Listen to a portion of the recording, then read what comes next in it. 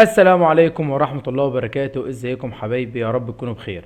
اهلا وسهلا بكم في حصة جديدة من حصص شروحات النحو. هناخد النهاردة بإذن الله تعالى حاجة اسمها جمع التكسير. طيب، ايه هو جمع التكسير؟ قالك ببساطة هو كل ما دل على أكثر من اثنين أو اثنتين، تمام، بتغيير صورة المفرد. يعني ايه؟ يعني ببساطة انا هجيب المفرد اكسره واطلع منه ايه، واطلع منه كلمة جديدة تكون جمع ليه. يعني مثلا كلمة زي كلمة قلم، انا هنا بقى مش هزود في اخر الكلام زي ما عملت في المثنى وجمع المذكر وجمع المؤنث، ولكن انا همسك كلمة قلم اكسرها وطلع منها كلمة جديدة اسمها أقلام. يبقى قلم هنا جمعها أقلام. يبقى كلمة أقلام ديت مفرد ولا مثنى ولا جمع؟ ده جمع. جمع إيه؟ جمع تكسير. طيب كلمة زي كلمة مروحة هتلاقي جمعها مراوح. كلمة زي كلمة حديقة هتلاقي جمعها حدائق. تمام.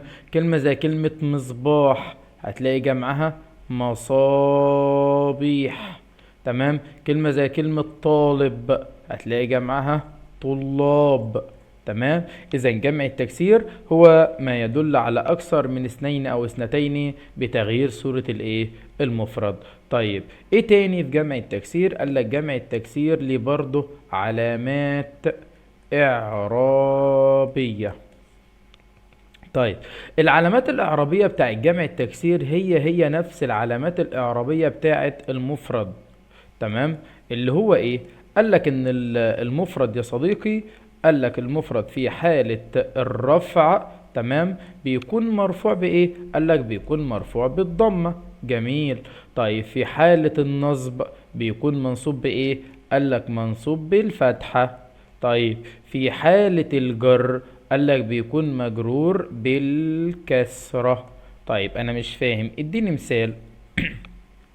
لما اجي اقول لك كده مثلا يا صديقي الطلاب، تمام، ولا تعال نغير المثال واجي اقول لك مثلا دخل الطلاب الى الفصل.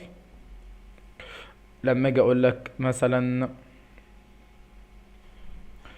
كرم المعلم الطلاب.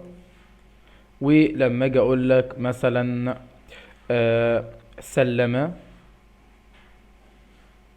المدير على الطلاب. طيب لو انا جيت بصيت يا صديقي هاجي اقول لك ان دخل ده ايه؟ ده فعل ماضي. مين اللي دخل؟ الطلاب. اذا الطلاب تعرب ايه؟ قال لك تعرب فاعل، لان دخل فعل. من اللي دخل الطلاب؟ فالطلاب فاعل. الفاعل مرفوع. تمام. علامة رفعه ايه؟ قال لك علامة رفعه الضمة. ليه؟ لانها جمع تكسير. كرم المدير الايه، الطلاب. كرم هنا ده فعل ايه؟ فعل ماضي مبني على الفتح. اسف، المعلم هنا تعرب ايه؟ فاعل. طيب ماذا كرم المعلم؟ الطلاب. فالطلاب هنا تعرب ايه؟ قال لك هتعرب مفعول به. تمام. طيب المفعول اتفقنا ان هو دائما ايه؟ دائما منصوب، وعلامة نصبه اقف. الطلاب ده مفرد ولا مثنى ولا جمع؟ طبعا الطلاب جمع. طيب بما انه مش جمع مذكر ولا جمع مؤنث فده هيكون جمع تكسير. طيب جمع التكسير بيكون منصوب بايه؟ قال لك بيكون منصوب بالايه؟ بالفتحه. يبقى انا هقول له مفعول به منصوب وعلامه نصبه الفتحه لانه جمع ايه؟ تكسير. طيب سلم المدير على الطلاب. سلم ده فعل ماضي، المدير فاعل مرفوع وعلامة رفعه الضمة. على ديت حرف ايه؟ حرف جر. الطلاب هنا هتعرب ايه؟ قال لك هتعرب اسم مجرور. طيب اسم مجرور ايه؟ قال لك اسم مجرور وعلامة جره الايه، الكسرة. ليه؟ اقول له لانها او لانه جمع ايه؟ جمع تكسير. تمام كده.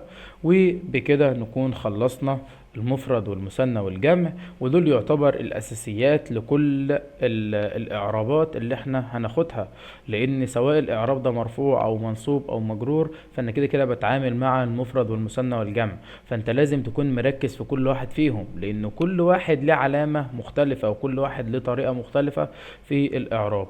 وبكده نكون خلصنا الدرس. في نهاية حصتنا، سبحانك اللهم وبحمدك، أشهد أن لا إله إلا أنت، أستغفرك وأتوب إليك.